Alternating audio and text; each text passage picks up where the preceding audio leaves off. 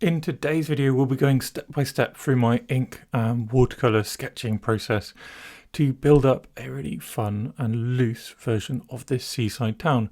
Of note, we're using some handmade watercolors, and we'll be exploring how this limited palette reacts, responds, and actually does a remarkably good job of producing some really fun art. If you want to look up more about those watercolors, then I've got video linked down below, and also the maker's Instagram link below. Of note, her name is Addie. She gave me these watercolors for free. She didn't ask me to do anything more than a couple of Instagram posts. But I've made a few YouTubes, of course, with them just to play with them a bit more.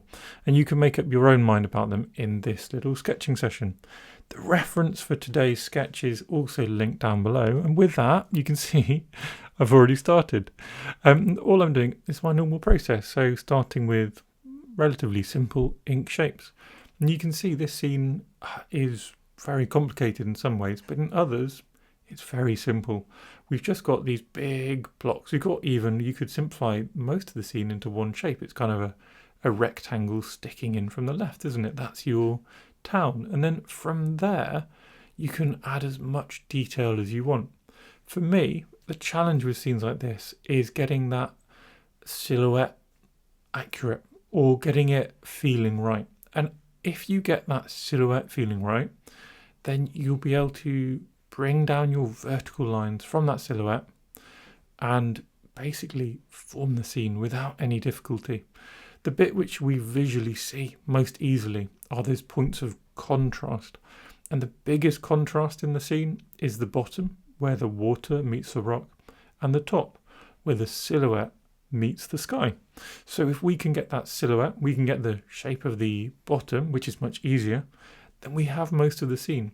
Everything in between is really difficult to track. Even if you look at the reference, what can you see? You can see loads and loads of windows. You can see some sort of houses with a bit of shadow on the left and a bit of light on the right. But at the top, you get this much more intricate idea of little chimneys, little shapes, little things happening. So that's what I'm trying to do, is come along and get first that silhouette. People often ask, when you're doing this, you can see I'm doing this as basically one long continuous line. And when you're doing this, how do you track where you are? One question. And the other question that people ask is, how do you keep it accurate? How do you keep it accurate and keep the whole scene in your paper? So I'll answer the second one first. How do I keep the whole scene on my piece of paper whilst keeping it accurate? Well, I sort of don't. What I do is I frame it as it happens. So I know the vertical size that I want to fit on my piece of paper. So I fit that vertical size in first. And that's what I've done with my first few lines on the right. We got the overall size of the scene. And then I just work right to left. And I see how much fits in. So I'm not trying to squash things to make it fit in and keep it accurate. What I'm trying to do is be relatively accurate within the realms of what I consider accurate, and I will see what fits in. The key there is recognizing the challenging dimension, and here is recognizing for me that if it fits vertically, it doesn't really matter how much left to right horizontally fits in, it's going to look good. If I fit the whole thing in horizontally and it's not a good fit for this piece of paper vertically, it's either going to look way too big and just overwhelming, or it's going to be way too small and a bit of a sort of tiddly image in the middle. So I just set the vertical dimension, the one I think is important, and I see what happens. Now the other question that people often ask, as I said, is when you're doing silhouette lines and you're working your way across, how do you keep track of where you are? And honestly, the answer is with a little bit of difficulty, but also recognizing it's not super important if you get it a little bit wrong. So if you miss out a chimney, that's okay. The key is to be a bit conscious about what you're trying to achieve with each mark. So with each bit, I'm trying to think, right, this is this house that I'm now finding the shapes of. These are this set of chimneys. And that means when I come back to this stage, so bringing in those vertical lines, bringing the lines and the complexity down from underneath the scene, what I'm able to do is hopefully remember those ideas I had, and then match the vertical lines coming down. So for example, I can see where I've got a group of chimneys and there's a big strong vertical line coming down. I can match that onto my page, and again hopefully keep the scene relatively accurate. Again, I keep saying relatively accurate because accuracy is lots of different things for different people. For me, an accurate scene is one which has about the right shapes and feels like the place. I never pretend to get my proportions all completely right. I'm doing it with a continuous line, so it's never going to be completely accurate. And I am not trying, as I said at the beginning, to fill a sort of perfect representation of a photo onto the page. I'm seeing what happens. But there is recognizable and accurate, and then there's something completely different, and the wrong feel and the wrong sort of sense of the scene. And I'm trying to avoid getting the wrong sense of the scene, but I'm also trying to avoid getting frustrated because I spent too long trying to make it accurate, and I never got to do the fun bit, which I really enjoy, which is scribbling and splashing on my paints. So hopefully that gives you a little bit of an understanding of how I build up these more complicated scenes without too much stress. And again, with the idea of continuous line, you can see up until now, I'd never taken my pen off the page. But now I'm going to come back, have a look at the scene, and I'm going to start adding in a few bits of contrast, a few bits of detail. When we say continuous line, I did a video actually on continuous lines, which you'll be able to find on my channel. When we talk about these continuous lines, it's important to recognize why we're using them. And for me, I'm using them for fun. I'm using them for the effect, but I'm not using them as a sort of stick or a rule to beat myself with. It doesn't matter if I'm not perfectly using a continuous line for every little bit, because once you've done a giant continuous line, there's a lot to be gained from touching it up, from adding bits of hatching, from adding bits of contrast, adding specific details. We can suddenly elevate our scene, and that's by not worrying too much about a specific rule, an arbitrary rule, and recognizing why we're doing something and the value of it to us. Sure, if I was trying to develop specifically my continuous line drawings, I put a bit more pressure on myself to stick with that continuous line and see what happens. But here I'm not. Here I'm trying to have fun and make a fun bit of art. Maybe not the world's best art. Well, definitely not the world's best art, but a bit of art which I enjoyed making and that I enjoy looking at, hopefully, when it's finished. Although that bit is always a bit less important to me. There is so much going on in the scene as well that it's important to recognise when you've got enough, and when you should step back. Now, I'm narrating over my previous sketch here, so I'm now looking at this thinking it's getting quite busy, and I hope I stop soon. We don't need to fill up every part of the page with ink or with colour. There's nothing wrong with doing that. But once you have ink going on everywhere, you suddenly need to pay a lot of attention to relative value, relative contrast, relative detail, relative line weight. And to avoid it feeling busy, you're ironically going to have to spend a lot longer being specific. Now, I'm glad I stopped there because we've got some nice negative space, like sense of light running through the centre of the town. And it's not yet feeling too busy and anymore, and I think I'd have overworked it, and it wouldn't have been as easy just to glaze on some silly, soft, loose and light watercolours. And that's exactly what I'm going to do now. So these are, as I mentioned at the beginning, these are handmade watercolours. They come from a lady called Addie. She calls them artlets, these little pans of watercolour.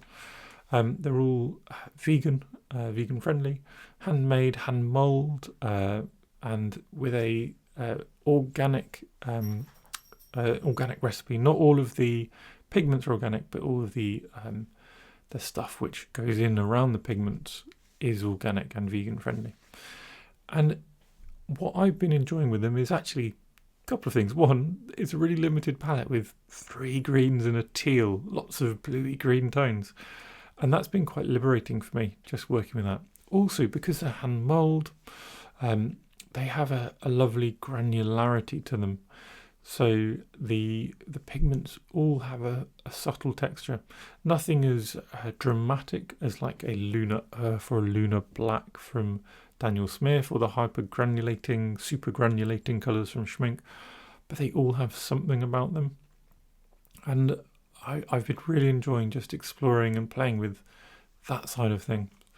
There's also something I didn't mention in my review of them, but it is worth mentioning. They smell delightful, and I'm really not sure what that's about. But if anyone's listening to me waffle, and you know why these colours might smell really nice, then do let me know. I'd imagine it's to do with the ingredients used, the sort of additives used to create the watercolors themselves. But there you go.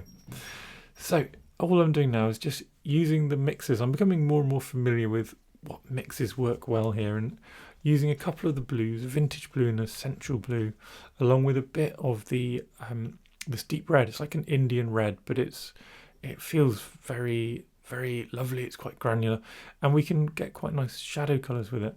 The other bit I'm after is getting these big, strong reflections. And again, part of enjoying these colours is getting used to how they move with water, and getting really confident knowing how wet my page is and what I can do with my colours as a result. Like what's going to be too much, what's going to be not enough, what's just going to work, what's going to create a mess. These colours, because they're quite granular, I find they don't move an awful lot. They move well, but they don't just spread and spread all over the page like some really fine colours do. Particularly colours, I always say, like green gold is a really classic one. Neutral tint in many brands, just you touch it on water and it spreads everywhere. These colours don't. You can even see in the foreground where I touched in quite strong pigment, they've moved, they've softened, but they've not spread everywhere. Getting to understand that has been really important part of the process, and really an interesting part of the process for me in getting to enjoy these colours. Now, something else I found with these colours, and I think it's a really useful learning point for all watercolours and for all watercolorists, is at this point in all my sketches, all the longer form sketches I've been doing with them, at this point I start to panic a little bit because of all that texture going on, because they're quite heavy, and because the palette of colours I've got is very earthy. It looks quite chaotic, and I start to think, oh dear, what on earth have I done? And it's quite scary not knowing exactly where you're going, not knowing if you've overworked it and things like that. But just a little bit of softening and then a bit of patience, and what we'll see as soon as they've dried, just like this, they're so much more clear. And actually it's a really valuable learning point. I think one of the things is because they're a bit heavier and more granular, I'm using a lot of extra water even compared to normal. And that water creates a lot of reflections, especially with all my filming lights on, which makes things seem even busier than they might normally as well. But you can see the drying makes it so much clearer. Suddenly it's a lovely soft wash of these colours, and yet these textures formed by that subtle movement. For me, it's really, really quite lovely. They're not going to totally replace my Daniel Smiths, but I would never have bought these colours because they're a little more expensive, because they're an uncertain thing. I would never have bought them myself, and I'm really actually had a lot of fun using them, and I can really see the value in this kind of handmade colour compared to the mass-produced stuff. Like I said, I'm not going to replace my Daniel Smiths, which I love, have huge vibrancy, but they have got different and really interesting characteristics. All I'm trying to do now is, of course, come around in the normal manner, or in my normal manner, and just collect some of those big shapes. So we've got lots of colours on top, colours which are nice and transparent, but despite their transparency, they're always going to dull some of your black lines. And you can see that when I add a new line on top, how much darker it is than the lines I added before. And that's mostly because the previous dark lines are slightly reduced in their intensity by virtue of having lots of colour on top. And this is where we get the structure from. So we have these really loose colours splished and splashed all over the page, and these extra marks just regain some of that structure, and they just allow your eye to recognise light and dark, recognise different sides of a building, recognise important details, and have these things, a little more easily visualisable. even just pulling out some specific details. There's some bushes in the very background, and this little boat closer in the foreground, which just making them a little bolder, adding a little bit of contrast, maybe with some tiny blocking in with ink, I think really helps the scene work. It just takes away some of the challenge that a viewer has if you just make it a bit easy for them. The next thing to do then is to start a little bit of layering. So something I've been really interested in doing recently is layering, but also mixing my media, and using that as part of the layering process and a part of a shortcut. I'm a sketcher. I'm always looking for shortcuts and ways to make my life a little bit more easy. And this is no different to that. So this is like a pro marker. It's actually a CasArt own brand, and it's a kind of mid-value neutral grey. I think it's about neutral 5, and then it goes up to neutral 8 or 10. And all I'm doing is using the sort of fine-tipped end, the felt-tipped end, to block in a little bit of tone in some of these windows. Again, that provides a tiny bit more structure. It brings those windows into the foreground. And if you squint at an image, that is a really good way of understanding what's probably important in the image. If you want to look and study an image in great detail, then sure, keep your eyes wide open. But if you want to see an impressionist version of that image, squint. Suddenly you'll still recognize the image, but you'll remove a lot of the unimportant stuff. And you'll find the shadows, you'll find the dark details, the little touches, the clear vertical lines often, which are definitely evident in this scene. And that's what I'm trying to engage in with this little cheat, this little pen. The other reason for using it in these colours is because I haven't yet discovered, I'm sure there is a lovely neutral that I can mix. And normally I use quinacridone sienna and indigo, that's my go-to neutral. And there are loads and loads of ways of doing it. But that's my go-to. I haven't really discovered a perfect neutral. Discovered lovely purples and deep, almost neutral purples, but not a real true neutral. So I thought I'd cheat. And I also thought I'd cheat with some bright oranges. I just really wanted to see what would happen. I've got no excuse for. I just thought it'd be interesting to try this out. This orange I felt was very similar to the Alfonso orange, it's called, in the palette that I've got from Addy. And I just wanted to see what would happen if I layered up some ink. I've used layered ink like this in lots of sketches, lots of my Christmas sketches and things like that as well this year. And I just thought it'd be a bit of fun. And now coming in to just layer on some watercolour and actually achieving some similar things, just in a slightly more fluid way. Watercolours will always have a more fluid feeling than alcohol markers, which is what those pro marker, that CasArt marker I was using was. And you have a bit more control over the intensity and a bit less control over the position, depending on how quick and sort of splashy you are with your painting. And I'm obviously on the more quick and splashy end, so I paint with less control. I just wanted to reinvigorate some of these highlights in the river. Again, if you actually squint at the river, we want the river to be blue, don't we? But it's not. It's almost the same colour as the buildings. Just with a slightly neutralised look, a slightly less saturated look perhaps. So I just wanted to get those bold colours back in, add some little splashes for some fun, and that is it. That is me done. Now if you enjoyed this sketch, then please do like, subscribe and leave a comment what you think about these kind of processes and about the mixing of media. Join me in my courses. You can find me on Skillshare, get a month free with my link, or on sketchloose.co.uk. So thank you everyone for watching my little sketching videos. If you enjoy my content, please do subscribe to my channel because it makes me really, really happy. Thanks again.